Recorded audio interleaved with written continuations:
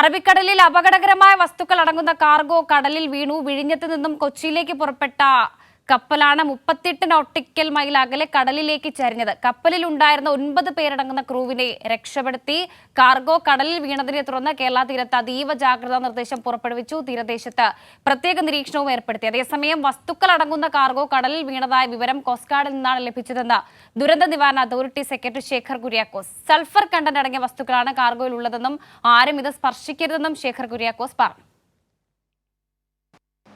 നമ്മൾക്ക് ഇന്ന് ഒരു 15 മിനിറ്റ് മുൻപ് കോസ്റ്റ് ഗാർഡിൽ നിന്ന് ഒരു അറിയിപ്പ് വന്നിരുന്നു. കേരളത്തിൻ്റെ തീരത്ത് നിന്ന് കുറച്ച് ഉൾക്കടലിലേക്ക് ഒരു 6 മുതൽ 8 വരെ കാർഗോ വലിയ കണ്ടെയ്നറുകൾ കടലിലേക്ക് വീണുവെന്നും ആ വീണതിൻ്റെ കാർഗോയിൽ അപകടകരമായ ഗുഡ്സ് ഉണ്ട്, സൾഫർ കണ്ടൻ്റുള്ള ഗുഡ്സ് ഉണ്ട്. അതുകൊണ്ട് തന്നെ ഇത് കേരള തീരത്തിൻ്റെ വടക്കൻ കേരളത്തിൻ്റെ തീരത്തേക്കാണ് വരാൻ ഏറ്റവും സാധ്യത ഇപ്പോഴുള്ളത്. അങ്ങനെ വരികയാണെങ്കിൽ ആരും അത് സ്പർശിക്കരുത്, അതിനടുത്തേക്ക് പോകരുത്. ആ വിവരം ഉടൻ തന്നെ സംസ്ഥാന ദുരന്ത നിവാരണ അതോറിറ്റിയുടെ തലത്തിൽ നിന്ന് ബഹുമാനപ്പെട്ട മുഖ്യമന്ത്രി ഉൾപ്പെടെയുള്ളവരുടെ ശ്രദ്ധയിലേക്ക് കൊണ്ടുവന്നിട്ടുണ്ട്.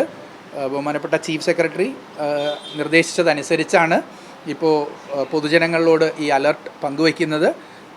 ഇത്തരം ഒരു കാർഗോ കണ്ടു കഴിഞ്ഞാൽ, എണ്ണപ്പാട കണ്ടു കഴിഞ്ഞാൽ മത്സ്യത്തൊഴിലാളികളും തീരദേശത്ത് വിനോദത്തിന് പോകുന്നവരും തീരദേശവാസികളും ദയവായി അതിനടുത്തേക്ക് പോകരുത്, തുടരുത്. 112-ൽ വിളിച്ചറിയിക്കുക. പൊല്യൂഷൻ കൺട്രോൾ ബോർഡും പോലീസും കോസ്റ്റ് ഗാർഡും ആവശ്യമായ നടപടികൾ ഈ വിഷയത്തിൽ സ്വീകരിക്കും. ഇപ്പോൾ സാധ്യത കൂടുതൽ വടക്കൻ കേരള തീരത്തിലേക്കാണ്. കാരണം ഇപ്പോഴത്തെ അത് വീണ സ്ഥലത്ത് നിന്ന് നമ്മൾക്ക് ഇൻകോയ്സിൽ നിന്ന് ലഭ്യമായിട്ടുള്ള ശരത് ആപ്ലിക്കേഷനിൽ വടക്കൻ തീരത്തേക്കാണ് എത്താൻ സാധ്യതയായി പ്രോബബിലിറ്റി കൂടുതൽ കാണിക്കുന്നത്. ദയവായി ഈ വിവരം അറിയിക്കുന്നു. ആരെങ്കിലും ഇത് കണ്ടാൽ തുടരുത്, അടുത്തു പോകരുത്. 112-ൽ വിളിച്ചറിയിക്കുക. അതിന് ഉചിതമായ നടപടികൾ സംസ്ഥാന സർക്കാരിൻ്റെ ഭാഗത്തു നിന്നുണ്ടാകും എന്നത് മാത്രം അറിയിക്കും.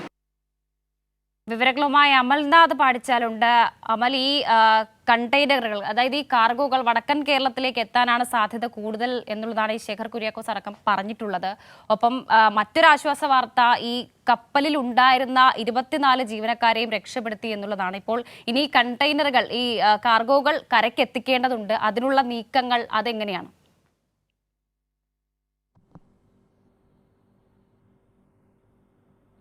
വർഷ, MSC എൽസ 3 എന്ന കപ്പലായിരുന്നു ഇത്തരത്തിൽ കൊച്ചിയിൽ നിന്നും 38 നോട്ടിക്കൽ മൈൽ ദൂരെയായി അപകടത്തിൽപ്പെട്ടിട്ടുണ്ടായിരുന്നത്. ഇതിൽ 24 ജീവനക്കാരായിരുന്നു ഉണ്ടായിരുന്നത്. ഈ അപകടം നടന്ന ആ സമയം തന്നെ അതിൽ 9 പേരും ഇത്തരത്തിൽ രക്ഷപ്പെട്ട ഒരു സാഹചര്യമായിരുന്നു. ബാക്കി 15 പേർക്ക് വേണ്ടിയായിരുന്നു രക്ഷാപ്രവർത്തനം നടത്തിയത്. കോസ്റ്റ് ഗാർഡിൻ്റെയും ഒപ്പം തന്നെ നേവിയുടെയും ഒക്കെ നേതൃത്വത്തിലായിരുന്നു രക്ഷാപ്രവർത്തനം തുടർന്നിട്ടുണ്ടായിരുന്നത്.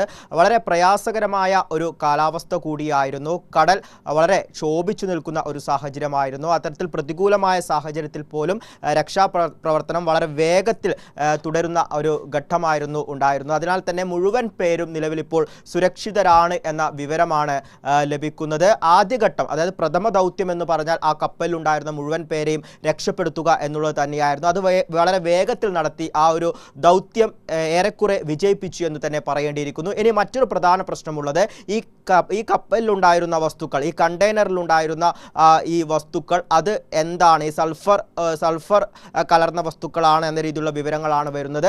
ഈ കണ്ടെയ്നറുകൾ, അതായത് 8ഓളം കണ്ടെയ്നറുകളാണ് ഇത്തരത്തിൽ കടലിൽ പതിച്ചിട്ടുള്ളത്. ഇവ തീരപ്രദേശങ്ങളിലേക്ക് എത്തുകയാണെങ്കിൽ ഒരുപക്ഷെ അത് വലിയ അപകട സാധ്യതയുണ്ട്. ആ അപകടം കുറക്കുക എന്നുള്ളതാണ് രണ്ടാമത്തെ ദൗത്യം. ഇതിൻ്റെ ഭാഗമായി തീരപ്രദേശങ്ങളിലുള്ള നിവാസികൾക്കൊക്കെ തന്നെയും ജാഗ്രതാ നിർദ്ദേശം ഇതിൻ്റെ തുടക്കം മുതൽ, അതായത് ഏകദേശം ഒരു 6 മണിയോടുകൂടി ഇത്തരത്തിൽ ജാഗ്രതാ നിർദ്ദേശം നൽകിയിട്ടുണ്ട്. അതായത് കണ്ടെയ്നറുകളോ മറ്റോ ഇത്തരത്തിൽ തീരപ്രദേശങ്ങളിൽ കാണുകയാണെങ്കിൽ അവയുടെ അടുത്തുപോയി അവ എന്താണെന്ന് പരിശോധിക്കുകയോ ഒപ്പം തന്നെ അവ സ്പർശിച്ചു നോക്കുവാനോ പാടില്ല എന്ന രീതിയിലുള്ള നിർദ്ദേശങ്ങൾ നൽകിയിട്ടുണ്ട്. കാരണം അത് ഏത് തരത്തിൽ അപകടകരമായ വസ്തുക്കളാണ് എന്നതിനെക്കുറിച്ചൊന്നും വ്യക്തമായൊരു വിവരം ലഭിക്കാത്ത സാഹചര്യത്തിലാണ് അവ ഒരുപക്ഷെ മനുഷ്യ ശരീരത്തിന് വളരെ അപകടകരമായ വസ്തുക്കളാകാം, അല്ലെങ്കിൽ എക്കോസിസ്റ്റത്തിന് വളരെ അപകടകരമായ വസ്തുക്കളാകാം എന്ന ഒരു നിരീക്ഷണത്തിൻ്റെ അടിസ്ഥാനത്തിലാണ് ഇത്തരത്തിലുള്ള നിർദ്ദേശങ്ങൾ നൽകിയിട്ടുള്ളത്. നിലവിൽ ഇപ്പോഴും നിരീക്ഷണങ്ങൾ ശക്തമാക്കിയിരിക്കുകയാണ്.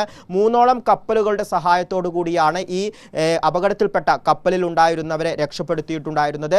നേവിയുടെയും ഒപ്പം തന്നെ കോസ്റ്റ് ഗാർഡിൻ്റെയും കപ്പലുകളായിരുന്നു. നിലവിൽ ഇപ്പോഴും ഈ കപ്പലുകൾ ആ ഒരു അപകടത്തിൽപ്പെട്ട കപ്പലിൻ്റെ സമീപത്തായി കേന്ദ്രീകരിച്ചിരിക്കുന്നു എന്നാണ് നിലവിൽ മനസ്സിലാക്കുന്നത്. കാരണം 400ഓളം കണ്ടെയ്നറുകളുമായി വന്ന കപ്പലായിരുന്നു. അതിൽ 8ഓളം കണ്ടെയ്നറുകൾ മാത്രമാണ് കടലിൽ വീണിട്ടുള്ളത്. ബാക്കി 392ഓളം കണ്ടെയ്നറുകൾ ഇപ്പോഴും ആ ഒരു കപ്പലിനകത്തുണ്ട്. 28 ഡിഗ്രിയോളമാണ് ഈ കപ്പൽ ചെരിഞ്ഞത് എന്നാണ് ഏറ്റവും അവസാനം പുറത്തു വന്ന വിവരം. ഒരു പക്ഷേ കൂടുതലായി ആ കപ്പലിന് അപകടങ്ങൾ സംഭവിച്ചേക്കാം. അങ്ങനെയാണെങ്കിൽ ഒരു പക്ഷേ ഈ കൂടുതൽ കണ്ടെയ്നറുകൾ ഇത്തരത്തിൽ കടലിലേക്ക് വീഴുവാനുള്ള സാധ്യതയുമുണ്ട്. അത്തരം സാഹചര്യങ്ങളെ ഒക്കെ തന്നെ ഒഴിവാക്കുന്നതിന് വേണ്ടിയാണ് ഇത്തരത്തിൽ കപ്പലുകൾ ഈ കോസ്റ്റ് ഗാർഡിന്റെയും ഒപ്പം തന്നെ നേവിയുടെയും നേതൃത്വത്തിലുള്ള കപ്പലുകൾ ഇതിനു സമീപമായി കേന്ദ്രീകരിച്ച് നിരീക്ഷണം നിലവിൽ തുടർന്നുകൊണ്ടിരിക്കുന്നത്. അതോടൊപ്പം തന്നെ നേവിയുടെയും കോസ്റ്റ് ഗാർഡിന്റെയും നേതൃത്വത്തിൽ ഈ കപ്പൽ കമ്പനിയെ ബന്ധപ്പെട്ട് അവയുമായി ചർച്ച നടത്തുന്ന ഒരു സാഹചര്യം കൂടിയുണ്ട്. എത്രയും പെട്ടെന്ന് ഈ കണ്ടെയ്നറുകൾ വളരെ സുരക്ഷിതമായ രീതിയിൽ അവിടെ നിന്ന് മാറ്റുക എന്ന രീതിയിലുള്ള കാര്യങ്ങളാണ് അല്ലെങ്കിൽ നടപടികളാണ് ഇനി പുരോഗമിക്കേണ്ടത്. അതിനുള്ള കാര്യങ്ങളൊക്കെ തന്നെ നിലവിൽ തുടർന്നുകൊണ്ടിരിക്കുന്നു. ഒപ്പം തന്നെ ഈ രക്ഷപ്പെടുത്തിയവർക്കൊക്കെ തന്നെ ചികിത്സാ സംവിധാനങ്ങളൊക്കെ തന്നെയും അവിടെയുള്ള കപ്പലുകളിൽ നിന്ന് തന്നെ നിലവിൽ നടത്തുന്നുണ്ട്. നിലവിൽ ഇപ്പോൾ നിരീക്ഷണങ്ങൾ ശക്തമാക്കിയ ഒരു സാഹചര്യമാണുള്ളത്. അതോടൊപ്പം തന്നെ കണ്ടെയ്നറുകൾ തീരപ്രദേശങ്ങളിലേക്ക് എത്തുവാനുള്ള സാഹചര്യമുള്ളതിനാൽ തന്നെ നിർദ്ദേശങ്ങളടക്കം നിലവിൽ നൽകി കഴിഞ്ഞിരിക്കുന്നു. വളരെ സുരക്ഷ തന്നെയാണ് എല്ലാ തീരപ്രദേശങ്ങളിലും ഉള്ളത്. പ്രത്യേകിച്ച് ആലപ്പുഴ, തൃശ്ശൂർ ഒപ്പം എറണാകുളം ജില്ലകളിലേക്ക് ഈ കണ്ടെയ്നറുകൾ എത്തിയേക്കാം എന്ന ഒരു നിഗമനമാണ് നിലവിലുള്ളത്. ആദ്യഘട്ടങ്ങളിൽ വടക്കൻ ജില്ലകളിലേക്കായിരിക്കും ഇവ ഒഴുകിയെത്തുക എന്നായിരുന്നു ആദ്യ നിർദ്ദേശങ്ങൾ. എന്നാൽ നിലവിൽ ഇപ്പോൾ ഈ 3 ജില്ലകൾ കേന്ദ്രീകരിച്ചാണ് നിരീക്ഷണങ്ങൾ ശക്തമാക്കിയിരിക്കുന്നത്. എന്തായാലും സുരക്ഷാ നടപടികളൊക്കെ തന്നെ നിലവിൽ പുരോഗമിച്ചു കൊണ്ടിരിക്കുന്നു. എങ്കിലും ഈ കപ്പൽ കേന്ദ്രീകരിച്ച് നിരീക്ഷണങ്ങൾ ഇപ്പോഴും പുരോഗമിക്കുകയാണ്. വർഷ.